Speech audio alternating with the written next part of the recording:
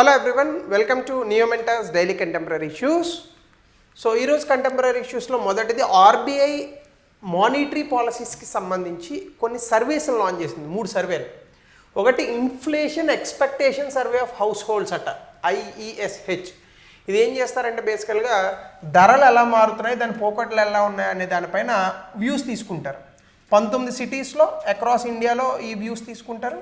Individual consumption patterns అంటే ఒక వ్యక్తి ఒక వస్తువుల్ని ఎలా కొంటున్నాడు, అంటే ఏ వస్తువుల మీద డబ్బులు పెడుతున్నాడు అనేటటువంటి ఆ పోకడల్ని పట్టుకుంటారట.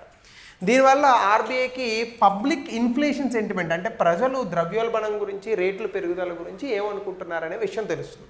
సో దానివల్ల బెటర్ మానిటరీ పాలసీ చేయగలుగుతుందని అనుకుంటున్నారు.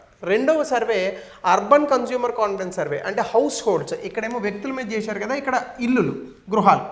వీళ్ళు ఆర్థిక వ్యవస్థ గురించి ఏమనుకుంటున్నారు, ముఖ్యంగా ఒక ఇంట్లో ఎంతమంది ఉంటే వాళ్ళలో నిరుద్యోగులు ఎంతమంది ఉన్నారు, ధరలు ఎలా పెరుగుతున్నాయి, మీ హౌస్ హోల్డ్ ఇన్కమ్ ఎంత వస్తుంది, మీరు ఎంత ఖర్చు పెడుతున్నారు, ఇలాంటి ప్రశ్నలు అడుగుతారు. సో ఇది కూడా 19 సిటీస్లోనే చేస్తారు. సో దీనివల్ల మనకి అర్బన్ కన్స్యూమర్ సెంటిమెంట్స్ అంటే పట్టణ ప్రాంతాల్లో డబ్బులు ఎట్లా ఖర్చు పెడతారు అనేటటువంటి సెంటిమెంట్ తెలుస్తుంది. ఇక మూడవది రూరల్ కన్స్యూమర్ కాన్ఫిడెన్స్ సర్వే. ఇది rural and semi urban areas అంటే చిన్న చిన్న టౌన్స్ మీద చేస్తారు. ఇది దాదాపుగా 31 రాష్ట్రాలు అలాగే యూనియన్ టెరిటరీస్ కలిపి 31, మొత్తంగా మనకైతే 36 ఉన్నాయి. అందులో 31 రాష్ట్రాలు మరియు కేంద్రపాలిత ప్రాంతాల్లో చేస్తారు. అయితే ఇక్కడ ఏం చేస్తారంటే సేమ్ ఇందాక చెప్పింది, ఎకనామిక్ సిచ్యువేషన్ ఎట్లా ఉంది, నిరుద్యోగం ఎట్లా ఉంది, అలాగే ఎంతమంది ఉద్యోగాల్లో ఉన్నారు, ఎంతమంది లేరు, అలాగే ధరలు ఎట్లా పెరుగుతున్నాయి, ప్రస్తుతానికి మీకు ఆదాయం ఎంత వస్తుంది, నెక్స్ట్ ఇయర్ ఎంత ఆదాయం రావచ్చని మీరు అనుకుంటున్నారు, ఇట్లాంటి ప్రశ్నలు అడుగుతారు. దీనివల్ల గ్రామీణ ప్రాంతాల్లో ఆర్థిక వ్యవస్థ ఎట్లా ఉన్నదని తెలుస్తుంది. సో వీటిని ఆధారంగా చేసుకొని మానిటరీ పాలసీ కమిటీ మనకు ఉంది కదా, ప్రతి 2 నెలలకు ఒకసారి జరుగుతుంది, నెక్స్ట్ జూన్ 1st వీక్లో ఉంది. సో ఈ మానిటరీ పాలసీ కమిటీలో వడ్డీ రేట్లను తగ్గించడం, పెంచడం అనేటటువంటి దానిపైన ఫోకస్ చేస్తారట.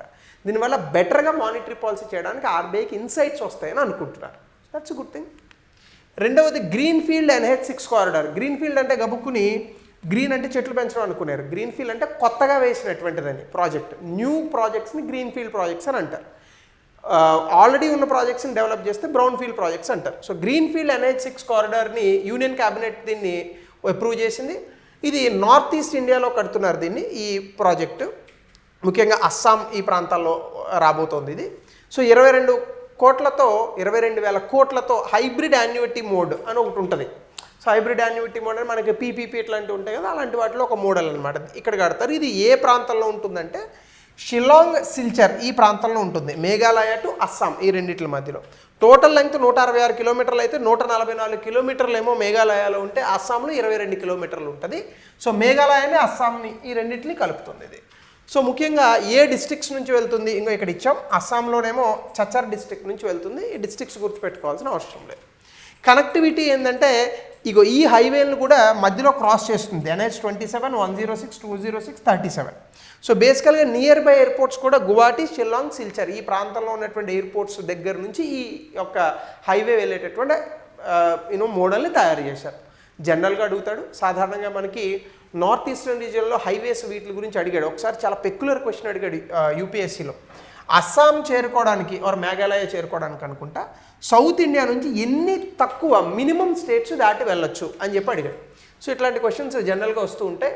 సో అందులో కొన్ని కీ టౌన్ సిటీస్ని కూడా టచ్ చేస్తుంది. షిల్లాంగ్, సిల్చర్, గువాహతి అలాగే కలాయన్ ఇలాంటి సిటీస్ని టచ్ చేస్తుంది. స్ట్రాటజిక్ ఇంపాక్ట్ ఏంటంటే షిల్లాంగ్, సిల్చర్, గువాహతి మధ్యలో ఉన్నటువంటి ట్రావెల్ టైం తగ్గిస్తుందంట. అలాగే త్రిపుర, మిజోరాం, మణిపూర్, బరాక్ వ్యాలీ ఇవి చేరుకోవడానికి కూడా ట్రావెల్ టైం తగ్గిస్తుంది. ఎందుకంటే హైవే ఎప్పుడైతే ఒక 4 లైన్ హైవే ఉందో కొంచెం వేగంగా ప్రయాణించవచ్చు.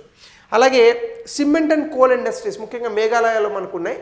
సో ఈ ఇండస్ట్రీస్ని చేరుకోవడానికి కూడా ఈ హైవే బాగా ఉపయోగపడుతుందని అంటున్నారు. సో దీనివల్ల మనకి రవాణా సౌకర్యాలు కానీ, టూరిజం, ఎంప్లాయ్మెంట్ ఇవన్నీ పెరిగేటటువంటి అవకాశం ఉంది. ముఖ్యంగా NH6 ఆల్రెడీ చాలా వరకు కంజెస్ట్ అయిపోతుంది when comes to the Meghalaya and Assam ఈ మధ్యలో. సో దానికి ఇది కొంచెం ఎక్స్ట్రా డీకంజెషన్ చేసి ఎక్స్ట్రాగా ఈ హైవే రావడం వల్ల కొంచెం ట్రాఫిక్ ఇబ్బందులు తగ్గేటటువంటి అవకాశం ఉంది. ఇంకా థర్డ్ది ఇంటర్నేషనల్ లేబర్ డే. దీన్నే చాలామంది May 1st చెప్తూ ఉంటారు, మే డే. సో ఇందులో భాగంగా first of all international workers day అని కూడా అంటారు. ఇది బేసికల్గా ఏంటంటే ప్రపంచవ్యాప్తంగా ఎవరెవరైతే వర్కర్స్ ఉన్నారో వాళ్ళ తాలూకా కాంట్రిబ్యూషన్స్ని లేబర్ తాలూకా హక్కుల్ని, అంటే పనిచేసేటటువంటి వ్యక్తుల తాలూకా హక్కుల్ని, వాళ్ళకి ఎటువంటి ఫెయిర్ ప్రాక్టీసెస్ అంటే వాళ్ళకి ఇచ్చేటటువంటి జీతభత్యాలు కానీ, పని వేళలు కానీ, పనిలో ఉన్నటువంటి పరిసరాలు కానీ, సెలవులు కానీ, బోనస్, ఇట్లాంటి వాటి గురించి మాట్లాడుతూ ఉంటుంది. సో 2025కి ఒక థీమ్ తీసుకున్నారు, global labour protection amid automation and informal employment. అంటే దాని అర్థం ఏంటంటే ఆటోమేషన్ రావడం వల్ల చాలా వరకు కూడా కొన్ని ఉద్యోగాలు కోల్పోతున్నారు. సో అలాంటి సందర్భాల్లో ఉద్యోగాలు కోల్పోతున్నటువంటి వ్యక్తుల్ని ఆటోమేషన్ కారణంగా మనం కాపాడాలి. అలాగే ఇన్ఫార్మల్ ఎంప్లాయ్మెంట్ అంటే గిగ్ ఎకనామీ ఇట్లాంటివి కాకుండా మనకి ఇన్ఫార్మల్ అంటే అసలు ఏమాత్రం సోషల్ ప్రొటెక్షన్ ఉండదు. గిగ్ ఎకనామీ అనేది ఇన్ఫార్మల్కి ఫార్మల్కి మధ్యలో ఉంటుంది. సో ఇక్కడ ఇన్ఫార్మల్ ఎంప్లాయ్మెంట్ అనేటటువంటి కాన్సెప్ట్ ఏంటంటే అసంఘటిత రంగంలో ఉన్నటువంటి వ్యక్తులు ఎంప్లాయ్మెంట్, వీళ్ళకి సోషల్ సెక్యూరిటీ ఉండదు. ఈ సోషల్ సెక్యూరిటీని కూడా వీళ్ళకి తీసుకురావాలి, వీళ్ళని కూడా ఫార్మల్ ఎంప్లాయ్మెంట్లోకి తీసుకురావాలి అనేది థీమ్.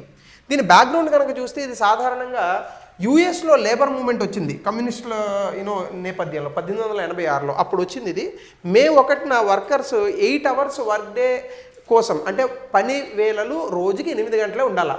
అప్పట్లో 12 గంటలు ఉండేవి. బ్రిటిష్ వాళ్ళ టైంలో అయితే 16 గంటలు ఉండేవట. సో పని వేళలు తగ్గించాలని ఒకసారి ఈ స్ట్రైక్ చేశారు. సో అప్పటి నుంచి ఈ మేడే అనేటటువంటిది వచ్చింది. తర్వాత హే మార్కెట్ అఫైర్ చికాగోలో కూడా ఈ ప్రొటెస్ట్ వైలెంట్ అయిపోయింది. దానివల్ల మే 1ని వర్కర్స్ డేగా 1889లో సెకండ్ ఇంటర్నేషనల్ మీటింగ్లో దాన్ని అప్పటి నుంచి కూడా ఆ డేని రికగ్నైజ్ చేశారు ఈ వర్కర్స్ అండ్ లేబర్స్ చేసినటువంటి ప్రొటెస్ట్లో భాగంగా. అయితే ఇక్కడ కొంచెం ఇంట్రెస్టింగ్ థింగ్స్ ఉన్నాయి. అదేంటంటే యూఎస్ కెనడాలో labour day first Monday of September చేసుకుంటారు, మే 1 కాదు. ఇది చాలామందికి తెలియదు. సో ఇది ఎగ్జామినేషన్లో అడిగితే కొంచెం క్వశ్చన్ ఇబ్బంది పడే అవకాశం ఉంది. 80కి పైగా దేశాల్లో లేబర్ డేగా మే 1నే జరుపుకుంటారు. కెనడా ఫస్ట్ సెలబ్రేట్ చేసుకుంది దీన్ని 1872లో. సో దాని తర్వాత symbol of global labour solidarity red colour జెండా అనేటటువంటిది ఉంటుంది. ఇండియాలో కనుక తీసుకుంటే మొదటిసారి మనము 1923లో చెన్నైలో చేసాం labour Kisan party of Hindustan అని.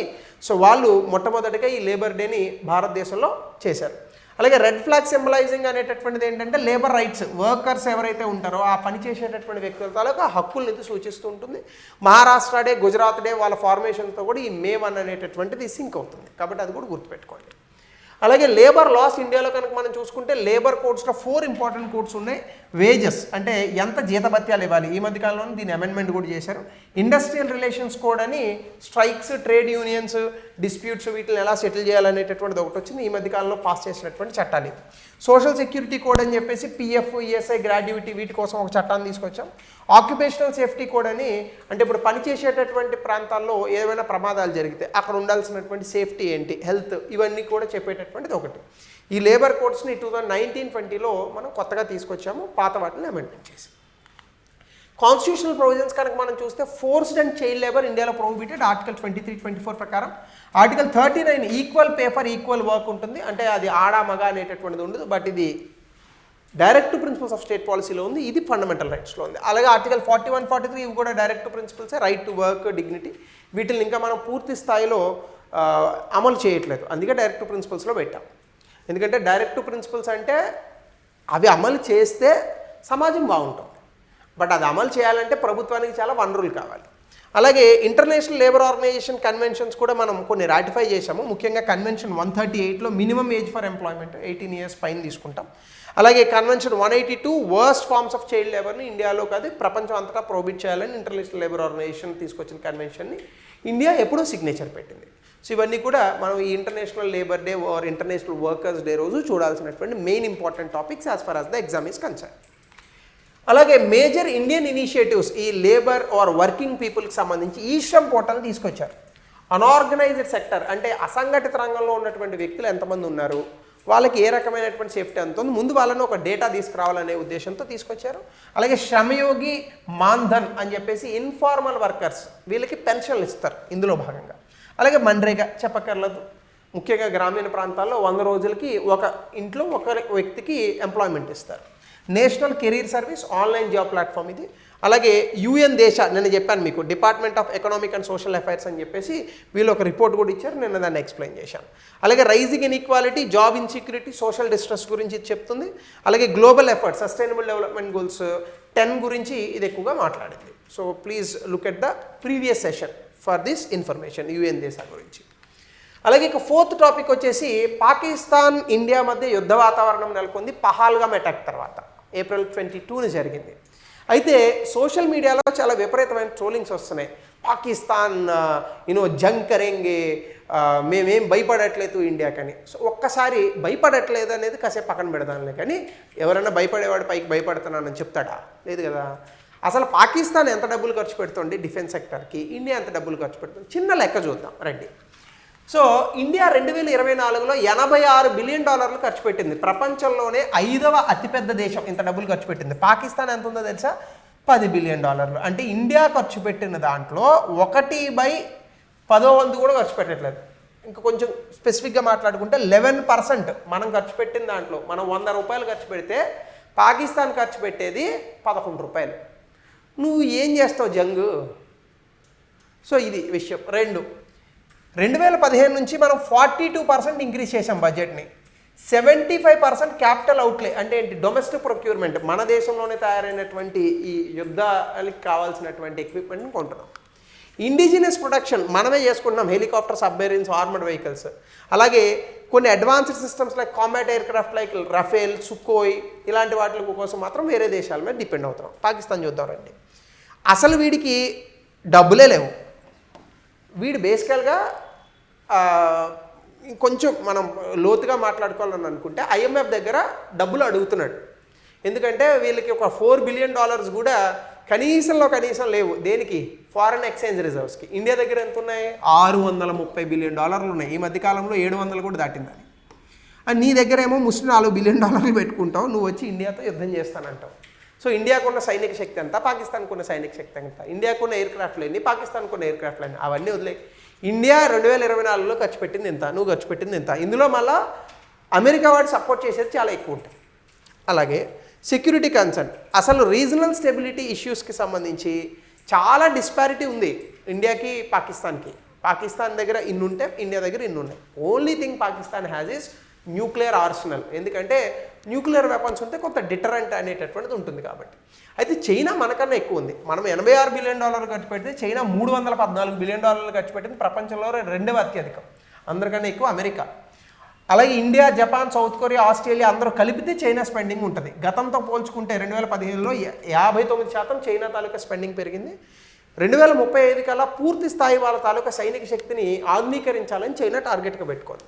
అలాగే వాళ్ళు చాలా కొత్త తయారు చేస్తున్నారు. స్టెల్త్ ఎయిర్ క్రాఫ్ట్, రాడార్లకు దొరకకుండా అన్మాన్డ్ ఏరియర్ వెహికల్స్, డ్రోన్స్, అలాగే అండర్ వాటర్ వెహికల్స్, సబ్మెరీన్స్లో ఇంకా చాలా కొత్త మోడల్స్. అలాగే న్యూక్లియర్ ఆర్సనల్ కూడా పెంచుకున్నారు. ముఖ్యంగా సైబర్ వార్ఫేర్, సైబర్ అటాక్ చేయడానికి చైనా దగ్గర చాలా టూల్స్ ఉన్నాయట. ఏ దేశం తాలూకా ఇంటర్నెట్నైనా డిస్టర్బ్ చేయగలదట. అలాగే సెపరేట్ ఏరోస్పేస్ అండ్ సైబర్ ఫోర్సెస్ని కూడా క్రియేట్ చేస్తోంది చైనా, అమెరికా కన్నా కూడా వేగంగా. సో కాబట్టి ఇవి సైనిక శక్తికి సంబంధించి. కాబట్టి కొంచెం పాకిస్తాన్ ఆ ఖర్చు పెంచుకుంటే తర్వాత యుద్ధం చేయొచ్చు. ఇంకా లాస్ట్లోది ఉట్రుంచు వాల్కెనో. ఇది 2,50,000 సంవత్సరాల క్రితం పేలింది. ఇప్పుడు మళ్ళీ ఎందుకో కదులుతోంది. డార్మెంట్ వాల్కెనో ఇది బొలీవియా అనేటటువంటి ప్రాంతంలో, దేశంలో యాండీస్ పర్వతాల నడుమ ఉంది. ఇది ఆల్టిప్లానో పూనా వాల్కెనిక్ కాంప్లెక్స్ అని అంటారు. ఆ ప్రాంతంలో ఉంటాయి, అక్కడ కొన్ని వాల్కెనోస్ ఉన్నటువంటి ప్రాంతంలో. 2,50,000 క్రితం డార్మెంట్కి వెళ్ళింది ఇది. అంటే అప్పటి నుంచి కూడా పేర్లేదు, కానీ ఇప్పుడు ఎందుకో కొంచెం కదులుతోంది.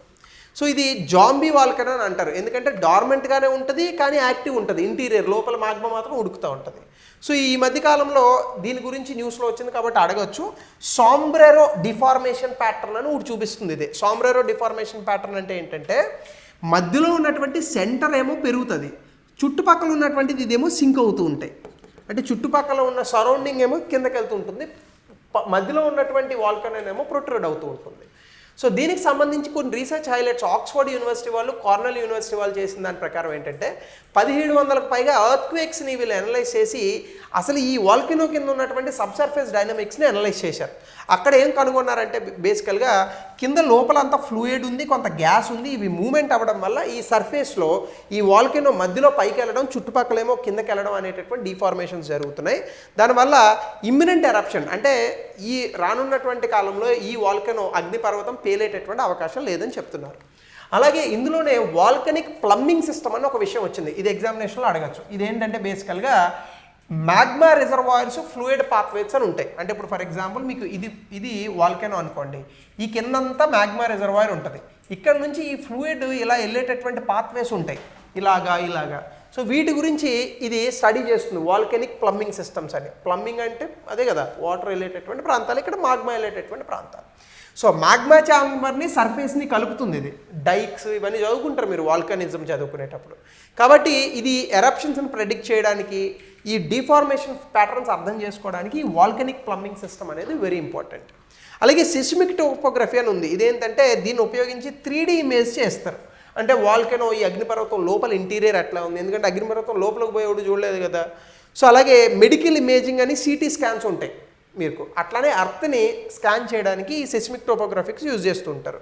సో ఇది మాగ్మా అండ్ గ్యాస్ పాత్వేస్, అంటే ఈ వాల్కెనో కింద ఉన్నటువంటి మాగ్మా ఎట్లుంది, గ్యాస్ ఎక్కడి నుంచి లీక్ అయ్యే అవకాశం ఉంది, ఇవన్నీ కనిపెడుతుంది అనమాట. సో ఈ ఉట్టించో వాల్కెనో గురించి చూసుకోండి, ఎక్కడ ఉందని అడగచ్చు, గుర్తుపెట్టుకోండి, బొలీవియా అండీస్ పర్వతాలు. So thank you.